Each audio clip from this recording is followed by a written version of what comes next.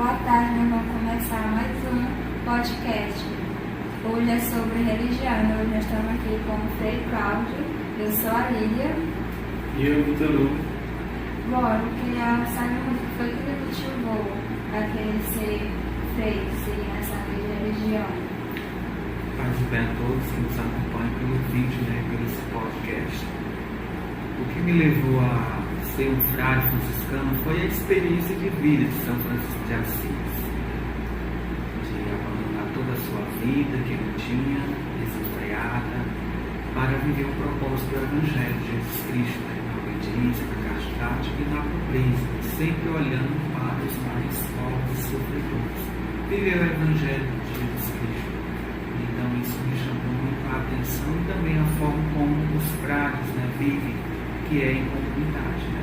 Realmente moram vários irmãos que eles compartilham tudo em comum e dão assistência ao povo, levando sempre a mensagem de paz, a mensagem da palavra de Deus e de solidariedade para os irmãos, que nós chamamos de fraternidade.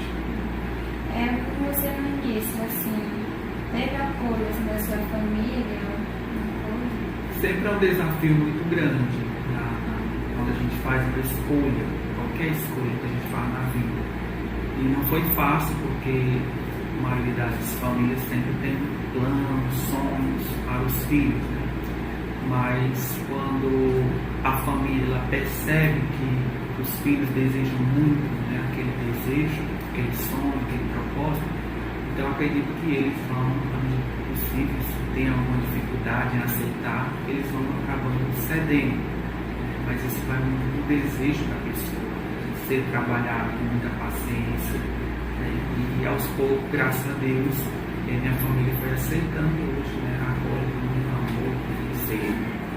Hoje está tudo maravilha. Aí teve alguma dificuldade, quando você começou?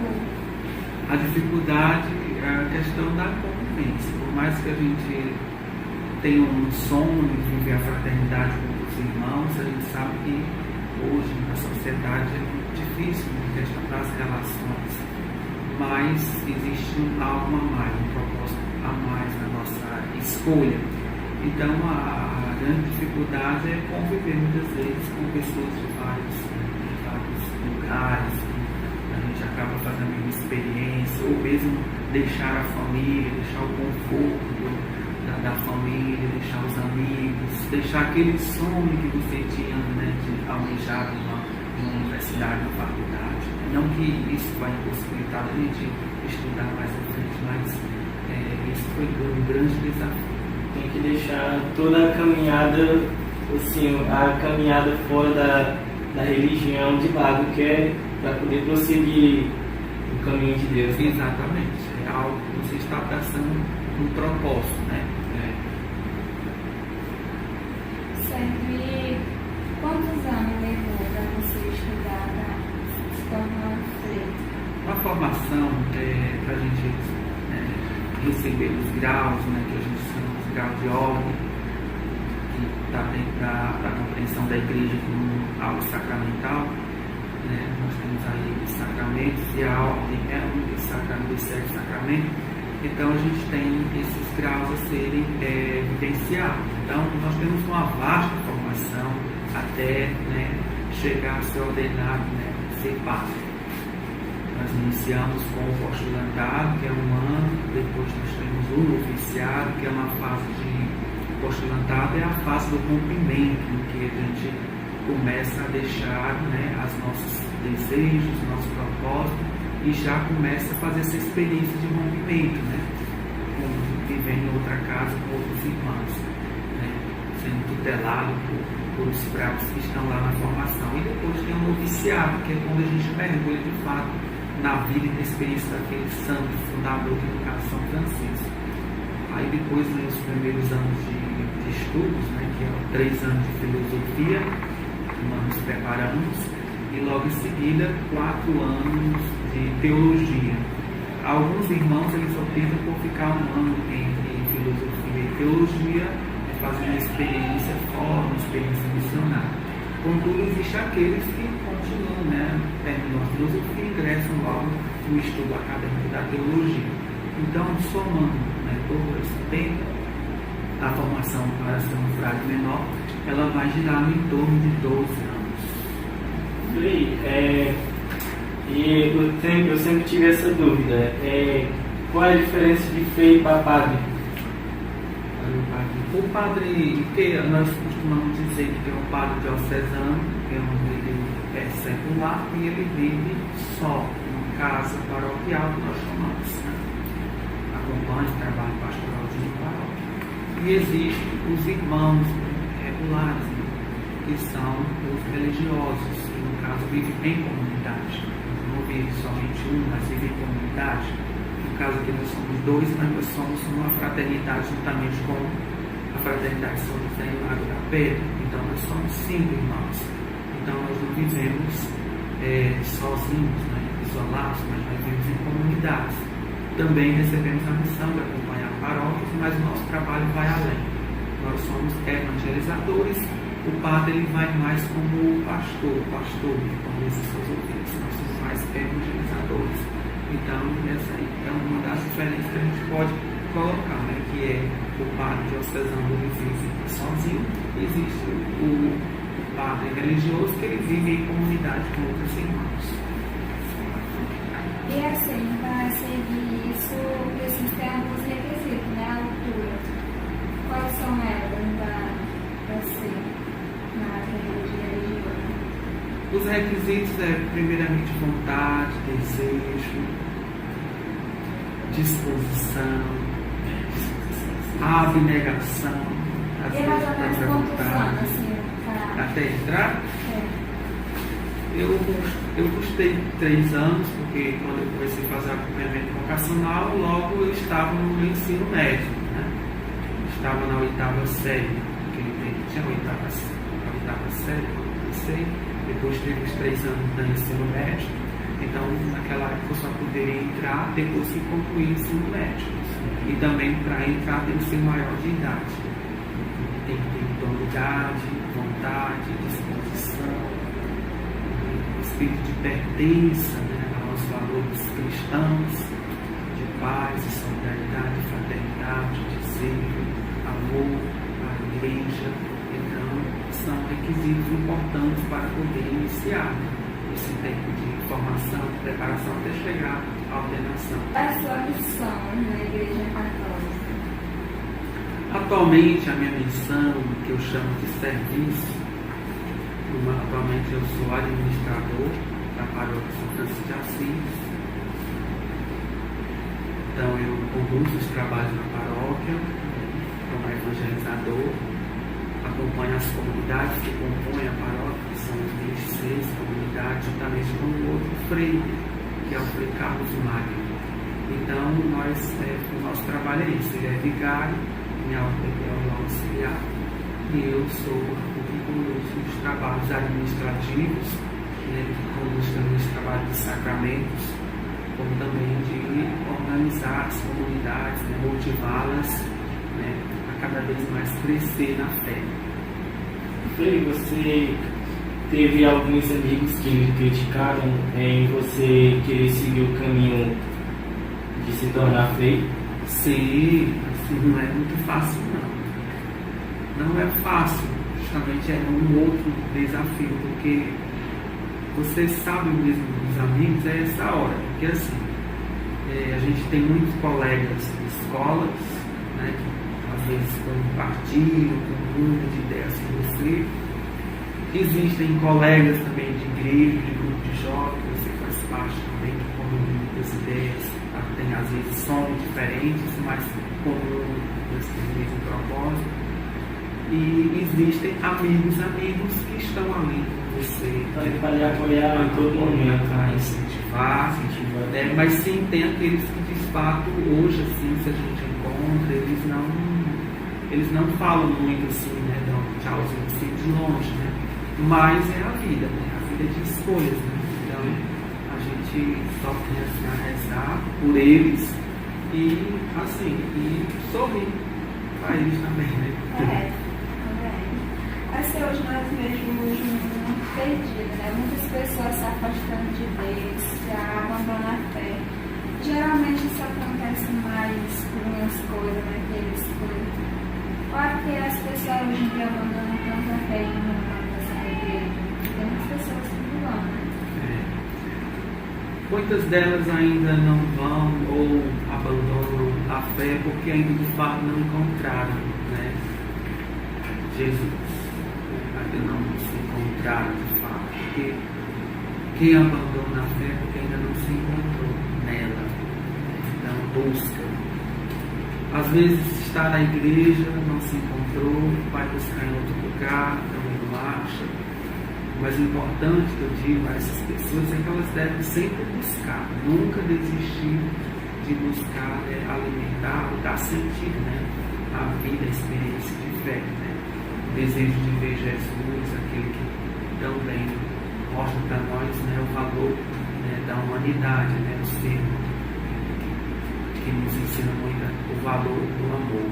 Então, eu acredito que essas pessoas que abandonam a fé porque ainda não se encontraram. Assim, fora da igreja, como é que é a sua rotina no dia a dia? Fora da igreja, a rotina ela é bem simples, né? Porque sempre tudo está interligado, né? No sentido assim da gente poder, às vezes vai fazer uma administração, vai fazer uma coisa, a gente administrar a nossa casa, porque a nossa casa, a gente costuma fazer tudo na casa. A questão de cuidar da casa, a limpeza, fazer a alimentação, fazer uma compra, às vezes dar uma assistência, né, quando a gente não está celebrando algumas pessoas doentes ou pessoas que estão precisando de uma conversa, ou às vezes, né, encontrar um outro irmão, uma pessoa que está precisando. Então, nossa vida fora da rotina do trabalho da missão, né, vai muito nisso. Mas às vezes acaba de estar ligado, né, a nossa função dentro do ofício, dentro da missão que nós exercemos na comunidade. E o caso da pergunta é que diz que na Semana Santa tem que jejuar, né? E tem muitas pessoas que não jejuam. Isso é um pecado grande, que a pessoa comete? Não, a igreja não é um pecado, né? Mas a igreja ela dá opções. Ela não vai lhe condenar se você fez um jejum. É uma opção que você vai fazer. Se você tem um segmento na fé cristã, e você deseja fazer tal atividade, tal função, se você realmente deseja fazer, você tem que seguir aquilo. Contudo, se você não deseja fazer um jejum, né, não é pecado. Então, a igreja não nos dá essa abertura da gente poder fazer e também de não fazer. E quando faz assim, quantos dias é que tem que fazer o jejum? Hoje a igreja dá várias formas de você fazer o jejum. Tem o jejum intermitente, tem o jejum leve. E o que a igreja não quer jamais é que as pessoas elas vá, né, contra a sua natureza. Porque vamos supor, você é acometido de alguma doença, você não pode deixar de se alimentar, aí você faz um jejum e você passa mal por conta disso. Né? Então, a igreja ela não vai propor uma situação dessa, ela vai propor que você possa fazer dentro da sua possibilidade. Né? Eu vou fazer um jejum, vamos dizer que eu vou fazer um jejum até a hora do almoço. Vamos dizer assim, acordo, faço as orações e ali eu tomo, vamos supor, um café, né, moderado, café ou leite, se eu tomo café ou leite, posso tomar um suco. E ali eu fico me alimentar até chegar a hora do almoço. Na hora do almoço eu posso fazer uma refeição leve. Então, ali a gente dá um jejum também. Ou você também, se você você pode, com a sua saúde mais além, você pode fazer até a hora da janta e sempre, né, bebendo água, né, para poder ajudar. Aí sobre a questão da carne, é pecado comer carne durante a Semana Santa? A igreja recomenda, né, se você quer fazer abstinência de algumas coisas, né? Não só da carne, mas de algumas coisas. Nós orientamos, né, isso não é algo que está escrito, mas a orientação que a igreja dá é que a gente possa abster-se de carnes vermelhas, pelo menos na sexta-feira ou na quarta-feira. Por isso que na Semana Santa a gente come, né, peixe, né, e muitas vezes tortas, né, e vai muito do cardápio do nosso povo, né? Aí nesse caso você pode fazer abstinência no período na Semana Santa, grande, que são dias grandes que o nosso povo, né, carinhosamente chama. Mas no decorrer da quaresma, que são 40 dias, que começa na quarta-feira de cinzas, não, aí você pode estar fazendo da mesma forma como você faz na Semana Santa. Na sexta-feira, na quarta-feira, você pode abster-se de carne, isso é até bom para a saúde também. E na sexta-feira, né, você pode variar o seu cardápio. Vai muito das possibilidades da nossa mesa que a gente tem para comer. E na semana costuma ter vigília? Vigília? É. A vigília hoje, a gente tem mais a vigília pascal, que é a celebração que demonstra o mistério da fé, da nossa fé, né, que é uma das grandes celebrações, né, que acontece na Páscoa, vigília de Páscoa. Mas dentro da programação da igreja, né, existem várias vigílias que é muito conduzida pelos grupos, né, de jovens, né, que eles gostam muito de promover períodos de grandes fortes, né, que eles gostam de organizar dentro das suas dinâmicas, né, como também alguns gostam de promover vigílias nas quintas-feiras, que é um dia dedicado à Eucaristia. Aí eu também, assim, tem que me querer me batizar na igreja. O que eu devo fazer quando eu me conseguir batizar? Porque eu ainda não sou, né, batizada na igreja. Primeiro você tem que ter o desejo, né? Você que já é adulta, eu falo que já tem uma compreensão, tudo, né, que deseja, e buscar. E aí, nessa busca, você vai encontrar pessoas dentro da igreja preparadas para acolher, para mostrar qual o procedimento que você vai fazer para começar uma preparação para receber o sacramento do batismo. O batismo é fundamental, né, de toda a vida cristã, todo aquele que deseja seguir a Jesus. Então, esse é o caminho para quem ainda não procurar a igreja, procurar aqueles que são responsáveis, né, na formação de preparação, que sempre tem a catequese, né, tem os catequistas para dar essa preparação, e depois, né, você vai ter aquele período de preparação e depois vai haver, né, um dia, né, marcado para o batismo. Aí também, para se tornar um coroinha, também que é um livro. Lá onde eu morava, tinha muita igreja, eu ia muito pra lá, né? A igreja, mas sempre queria ser. Mas aí eu fui me afastando um pouco, assim, da igreja.